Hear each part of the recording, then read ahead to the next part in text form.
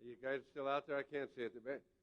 I hope those of you that have critiqued my career saw that I did have 2 passes in that little set there.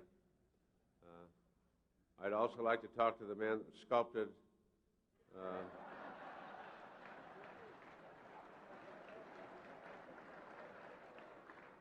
is it still there? I'll pay him to take it down, whatever it takes. They were saying earlier that I should be very unhappy with the man that sculpted my plaque, but Nancy should be livid.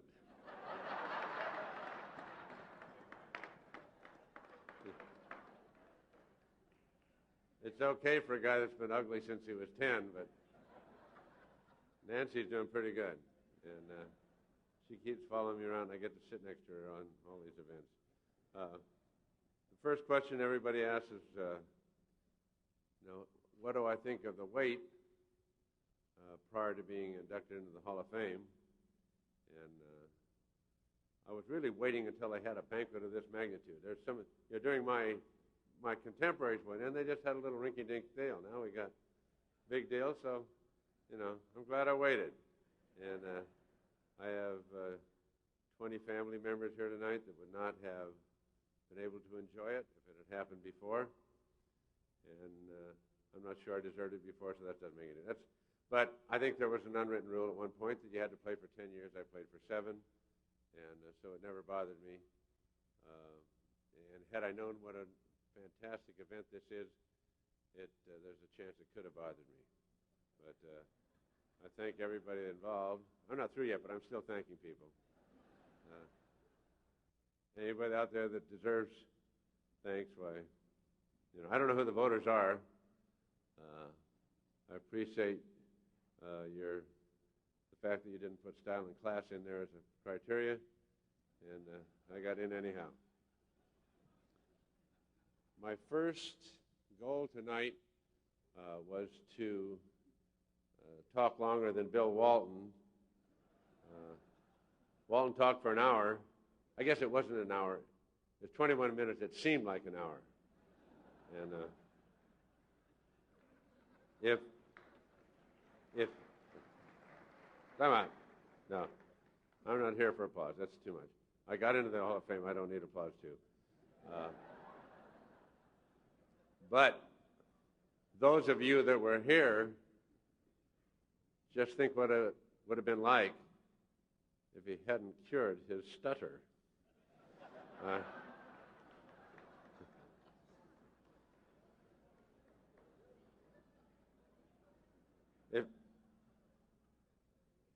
If he had eliminated, the non-germane portions, it would have been normal time. But anyhow, that's the way Walton is.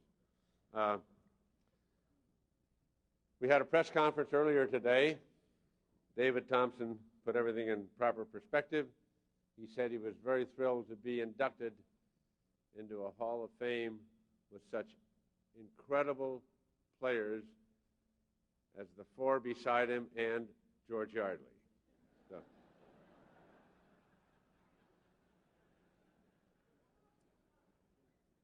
Young men can't fall in love with other young men, but I, as an old man, I have that privilege, and I have absolutely fallen in love with the 4 people sitting up here tonight. I have had the most wonderful time anybody could imagine. They have humor, and that's what they live by. And everything they do is trying to make those around them feel better. And I couldn't be happier with the people I'm being inducted with.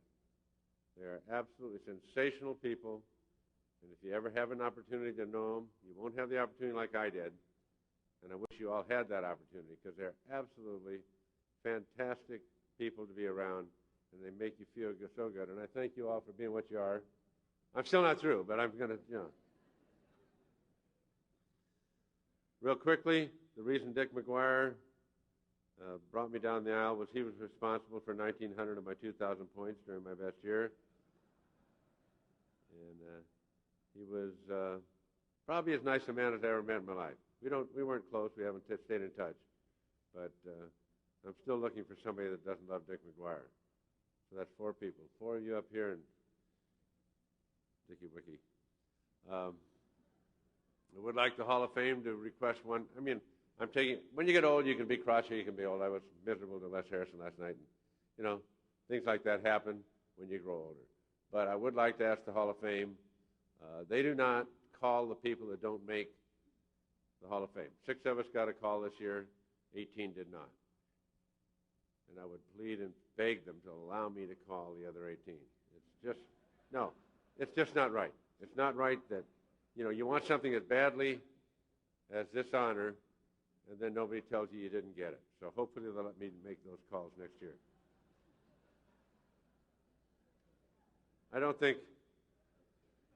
I obviously wouldn't be a politician. You wouldn't understand my point. That was not supposed to be funny.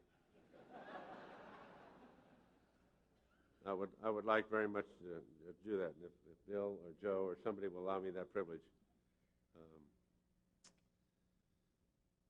I would do it. Humor is my thing, and I'm not real good at that. But I do have, you know, one thing about basketball.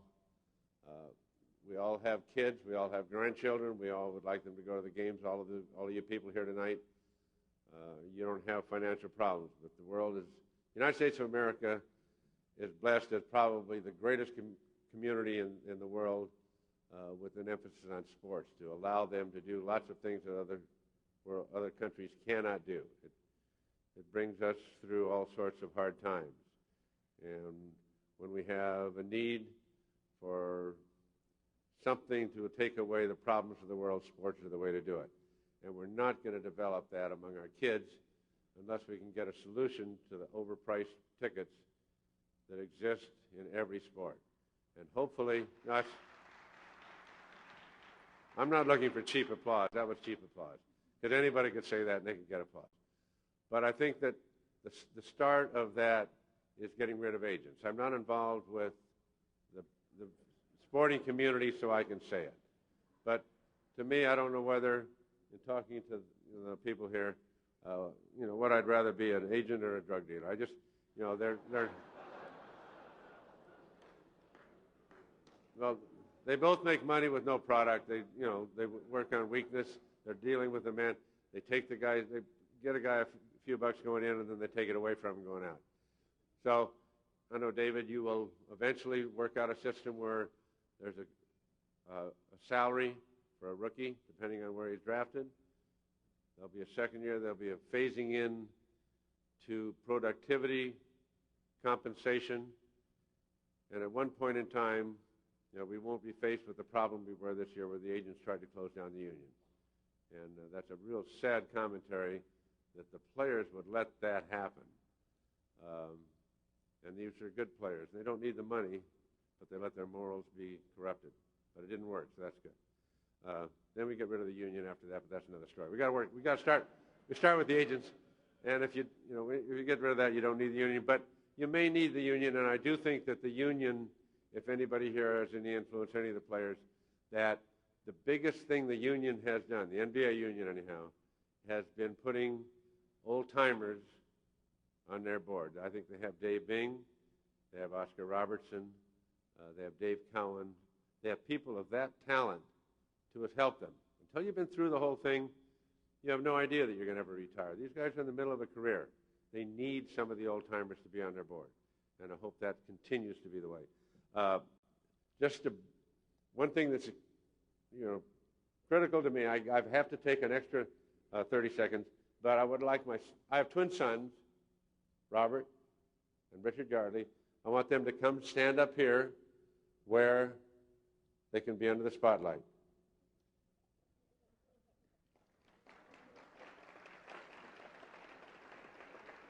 Over there.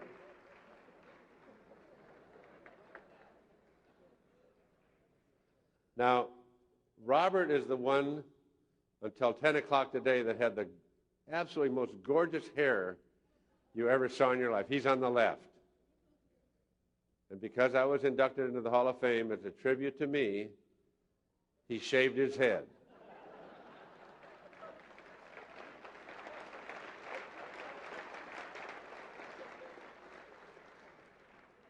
When I was inducted into a prior Hall of Fame, they both did it.